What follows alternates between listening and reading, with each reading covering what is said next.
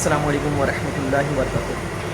अल्लाह तबारक व तआला ने हमें जितनी भी नेमतें अता फरमाई हैं उसका जितना भी शुक्र अदा कर लें उतना ही कम है। हम जिस भी जगह रहें, जिस भी माहौल में रहें, अपने रब ताला का हमेशा शुक्र अदा करते ही रहना चाहिए। गाँव के माहौल की बड़ी खूबसूरत ज़िंदगी होती है और बड़ी फ़्रेश आबो हवा होती है। एक बहुत ही खूबसूरत वीडियो मेरी आंखों से गुजरी थी तो मैंने सोचा वो वीडियो आपसे शेयर करता हूँ। गांव के एक गांव में एक शख्स जाता है और एंट्रेंस होती है उसकी, और आसपास का माहौल और बड़ा ही अट्रैक्टिव माहौल है। ग्रीनी बहुत सारी है माशाल्लाह।